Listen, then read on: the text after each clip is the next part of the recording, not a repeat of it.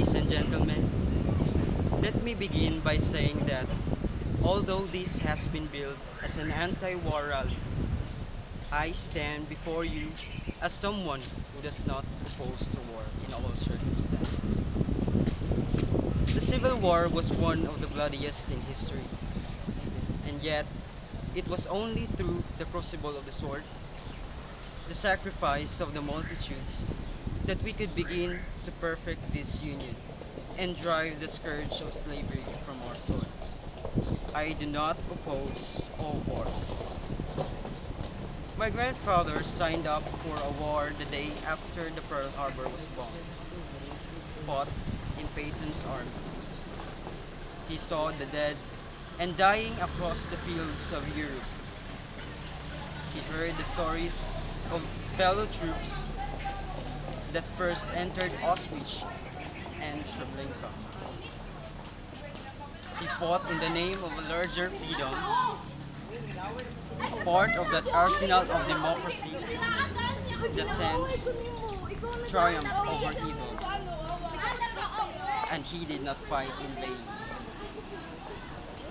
After September 11th, after witnessing the carnage and destruction, the dust and the tears, I supported this administration's pledge to hunt down and root out those who would slaughter innocents.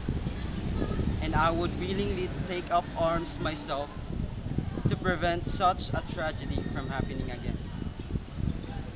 I do not oppose all wars. What I'm opposed to is a dumb war, a rush war, a war based not on reason but on passion, not on principles but on politics. So for those of us who seek a more just and secure world for our children, let us send a clear message to the President today. You want a fight, President Bush? Then let's finish this fight with Bin Laden and Al Qaeda through effective, coordinated intelligence and shutting down the financial networks that support terrorism, and a homeland security program that involves not only a color-coded warnings. You want a fight, President Bush?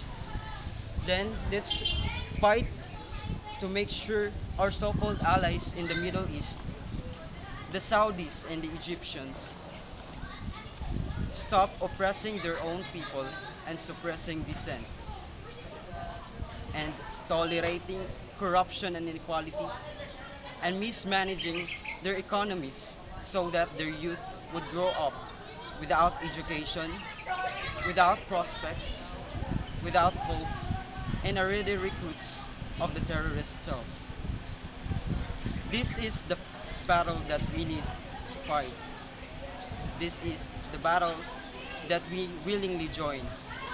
The battles against ignorance and intolerance,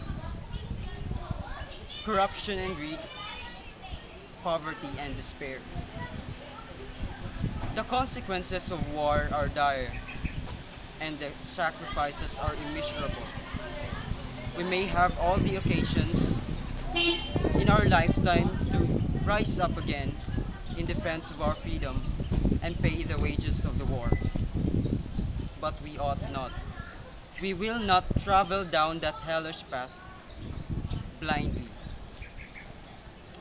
We will stop this war through peace and cooperation.